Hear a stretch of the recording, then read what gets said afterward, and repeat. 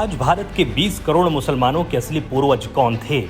क्या इनके पूर्वज हिंदू थे? इस विषय को लेकर समाज में आमजन से लेकर बुद्धिजीवियों के बीच राष्ट्रीय स्तर पर लगातार चर्चा हो रही है।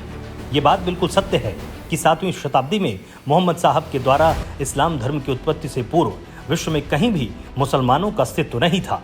भारत का भी इस्लाम से परिचय 7वीं शताब्दी में अरबी व्यापारियों के माध्यम से ही हुआ था।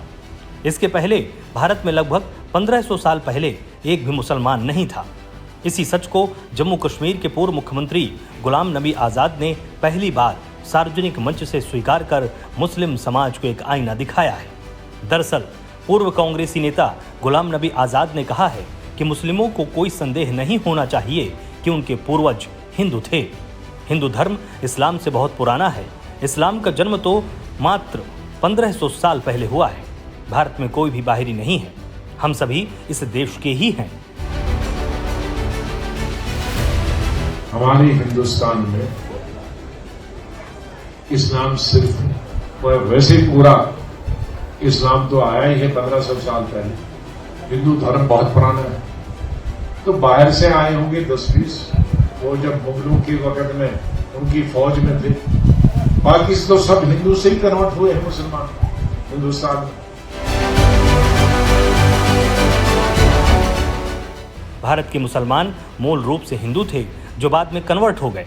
उन्होंने कहा, कश्मीर में 600 साल पहले केवल कश्मीरी पंडित थे जो कन्वर्ट होकर अब मुसलमान बन गए। सबसे सुखद बात यह है कि बरेली के ऑल इंडिया मुस्लिम जमात के राष्ट्रीय अध्यक्ष मौलाना शहाबुद्दीन रजवी ने आज़ाद के बयान का समर्थन किया है। मौलाना ने कहा कि यह हकीकत है कि भारत के मुसलमानों के पूर्वज गैर मुस्लिम थे और इससे किसी को इनकार नहीं है। क्या क्रांताओं के समय लोगों के सामने इस्लाम को स्वीकार करने की मजबूरी थी? ऐसे अनेक उदाहरण हैं जिसमें लोगों के सामने ये विकल्प था कि या तो इस्लाम धर्म स्वीकार करें या फिर अपना सर कलम करवाएं। इसी डर दहशत में हिंदुओं का एक बड़ा हिस्सा मतांतरित होकर मुसलमान बन गया। सच तो ये है कि आज़ाद ने उन कट्टरपंथी मुस्लिमों को आईना दिखाया है जो स्वयं को बाहरी मुसलमान बताकर अपने ही देश में हिंसा और उत्पात मचाते रहते हैं। इस बात से भी इनकार नहीं किया जा सकता है कि बाहर से आया क्रांताओं ने तलवार के बल पर हिंदुओं का मतांतरण कर भारत को मुस्लिम राष्ट्र बनाने की कोशिश की, लेकिन अपने तमाम प्रयासों के बाद भी वो भारत को एक मुस्लिम राष्ट्र नहीं बना सके। इसलिए आज यहाँ जो भी मुसलमान हैं वो मूल रूप से हिंदू ही हैं।